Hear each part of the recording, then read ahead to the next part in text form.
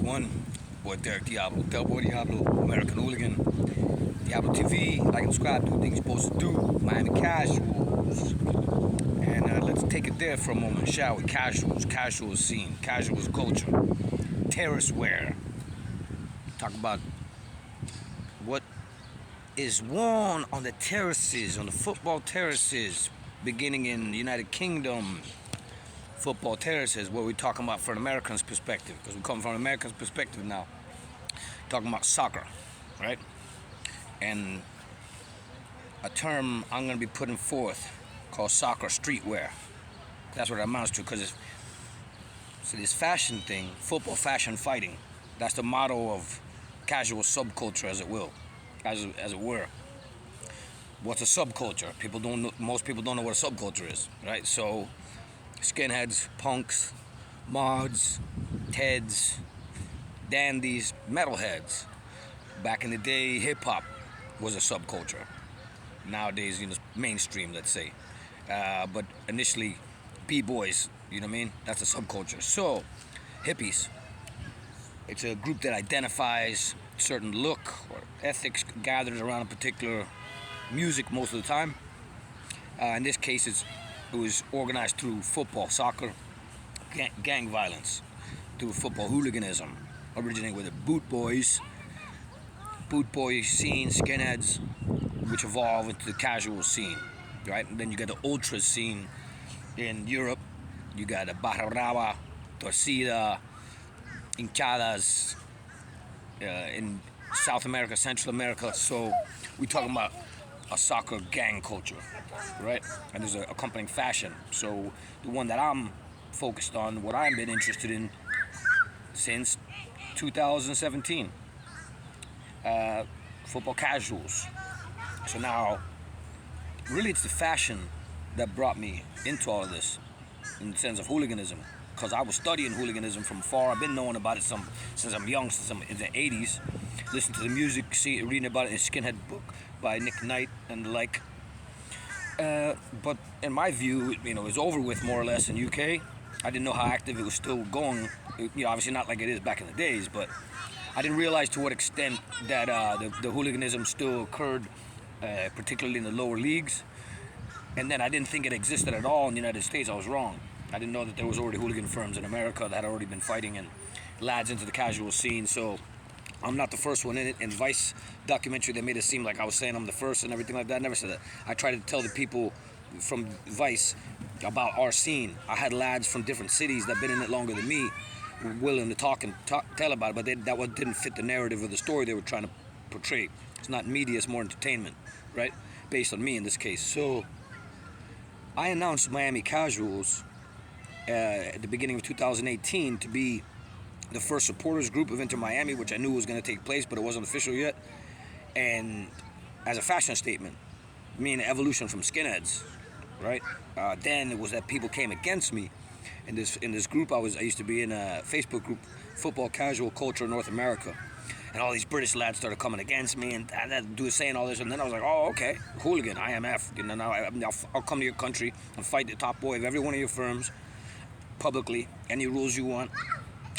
Shake hands afterwards. Loser has to buy the other guy a beer. That's what I challenged, and I went there and did it. No, obviously nobody stepped up to it like that, so I went into the boxing. Bam. Let's just put all the violence aside then. There's a violent element of this, obviously, and there's something subversive about casual scene. Although it looks preppy, it's an undercover skinhead.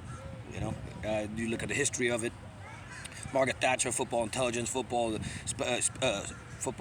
special unit, doing all these raids on all these firms and cracking down on skinheads. Bomb. Liverpool traveling abroad. There's loads of ways to say it. Aberdeen, Tranmere. There's loads of Motherwell. There's loads of places that London, the Dressers, as typified in the Millwall 1977 Panorama documentary. Yeah, you got the F Troop. You see they're dressers. They're not casuals as we know it now. Different term, but either way, the evolution of this casual subculture, fashion, is a unifying theme, because you're still casuals when you're in the pub. If you're in a firm, you're in a firm. That's why I look at it more like a gang, as opposed to being something that's purely for football matches, right? But a lot of these guys that are into it, they got wives and families, and they go off and blow off steam. You know, it's their dirty pleasure, as it were, dirty little secret, and away day. You know, away day match, going away with other lads, getting on it, maybe getting in fights. It's something that's part of the British culture, at least in my view of what British culture is about. Traditional British culture, a blowout, as they say, you know. But the clothes, the clobber, that's what you call it. It's what we really gather around, if you think about it. Because you're wearing the same clobber every day. You know, you're wearing it all the time, and we're always looking at each other's stuff and the one-upsmanship. So it's a men's fashion scene, and that's already something different. How many people would say? How many men, American men, would say, "Oh yeah, you know, I'm very into fashion." Men's fashion. You think men's fashion? You think what? Suits and, you know what I mean? Hip hop, more in black community. Let's say there's a big emphasis on clothes and brand names, and it's not that it's not elsewhere, but with hip hop, you do have men that are very openly into fashion. You know what I mean? And creating labels and so forth. But so it's not that casuals is a white thing. But the majority of people that are into it are white British guys, but it's spread around the world to all the cultures. I'm non-white. Bam. You know, it's not exclusive to white culture, but it is a part of white culture. Let's say, as if you're going to generalize it. So, to me, the casuals aesthetic, I've identified it as a gangster preppy. You know, it's a form of gangster. But the British are just very well dressed. Even their bums, tramps, homeless people, you see them wearing button-down shirts and dressed nice. You know what I mean? You don't get away with, at least to me, you don't get away with in the UK dressing like a tramp, just wearing shorts and random t-shirt, beat up sneakers, and, you know, you gotta be the right trainers and the right brands, and you know. So talking about fashion, men's fashion, casual scene, terrace-wear, what I'm calling soccer streetwear for an American perspective. One name shines above the rest, and to me, the more time goes on, the more I study into it, and the more I'm getting interested in the fashion. I'm thinking about going to fashion school, you know, for design and so forth. I seen they have the Miami Institute of Art. They have a fashion design school institute. I'm looking to go check it out, see what they got going on, and talk to them about what I'm into, because the legacy of Massimo Osti. There's never been any fashion designer like him, be male or female, but we're talking about men's fashion now, specifically. And his approach is radical. It's very different. He didn't go to no fashion design school. He didn't consider himself a fashion designer. I hear the term being used, apparel engineer. It has to do with militarism, but a Italian high-end fashion approach. The likes of CP Company, Stone Island, Mastrum, Boneville. Those are lines he was involved in. His son carries the legacy on, Lorenzo Osti, with CP Company. I feel like I missed the boat with Stone Island. Like by the time I started being around it, I got a couple pieces, but it's a uniform and it has its merit. Obviously, Stone Island's #1. Let's just say it like that. But it's become very common. You know, you walk around UK, kids are wearing it, ordinary people are wearing it. Doesn't mean you're a hooligan like it meant at one time. And America has more impact in that sense because people don't really know what it is. But then you got, it's been treated now as a streetwear brand, and with the likes of Drake and Travis Barker championing it basically in North America. For me, CP is where it's at, CP Company. So I got 2 CP Company goggle jackets I'm very proud of, and the goggles, Mille Miglia, you know, the goggle look and the history behind it. It's the most striking one to me. It's the most football specific, and it's gone in more in that direction. Lorenzo Osti runs it, so it carries on the Massimo Osti legacy. And for me, it's more distinct, and I'd like to be the one associated perhaps with CP Company in this country. I feel like I'm the only American that's come out wearing it and showing it, so I think I've earned that. Then looking into his other lines and the way he came about Stone Island, because these experimental materials that would change when you washed them, and people complaining, but they didn't get it. It was supposed to be like that, so he created Stone Island as not a reject line of CP Company, but an offshoot of it, and it almost that it was a mistake or something. You know, so it's really strange, and you see the way he went about. I've been studying deep into it. My mind been getting obsessed on the fashion.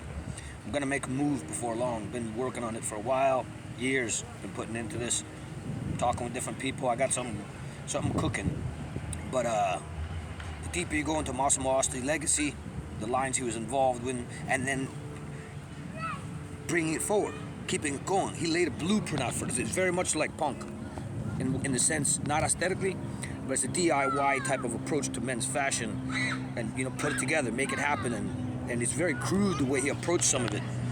But for me, I'd like to go to fashion school to really understand it and know what I'm doing and design pieces myself, but still building off of his initial work. The man is like Leonardo da Vinci of fashion. Seriously. The more you guys look into it, besides just looking at the clothes that lads wear, Massimo Osti. We have established brands, British heritage brands, being Aquascutum, Burberry. Then you have all the established other brands. You have the Lacoste, Ralph Lauren, on down to Alessi, Fila. Alessi is quite interesting. I was talking to the great Stephen McKnight. He plays a role in this. And I was suggesting about a British casuals brand coming into America and bringing in streetwear and hip-hop and fighting scene. And he was basically suggesting, well, Alessi is in the rave. Alessi is true. Or less. Hip-hop wears it as well. It's in the black culture. So I think Alessi is a good role model in the sense of bringing this style into America and showing that it's street, showing that it's a street thing, even though it looks preppy.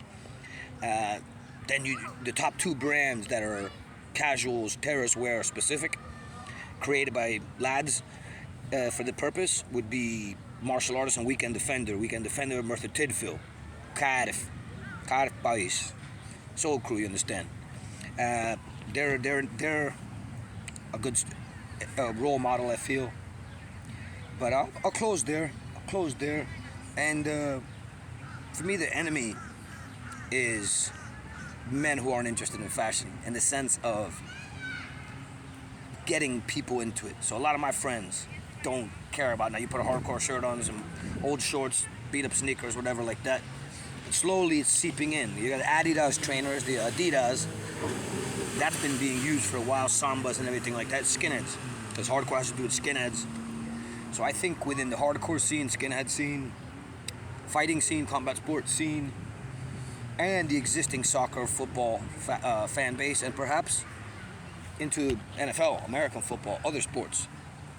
And this away day principle, going away. What is it? It's going boys, lads, getting together, going away for a weekend to some foreign place, taking over, conquering, taking their city, raising hell, perhaps brawling, drinking, indulging in other things. But it's a bunch of men getting together for a weekend out or a trip, and boys will be boys. So then somebody says, "Nah, sounds like toxic masculinity." Bingo. It's like I think that the casual style, CP Company goggles up, Aquascutum scarf, the colorful trainers. It's like a well-dressed terrorist, fashionable terrorist, because your face is covered up and you got the goggles. I don't think people want to hear that, but so this is what I'm taking from it, from my American perspective, coming from skinhead boot boy, coming from hip hop, coming from American gang scene, casuals scene, casuals fashion, football casual subculture, TERRACE-WEAR, hooligan clobber, English translation, soccer streetwear, soccer gang culture. Men's fashion, the legacy of Massimo Osti, and the future of casuals, TERRACE-WEAR, soccer, streetwear in the United States, to be continued.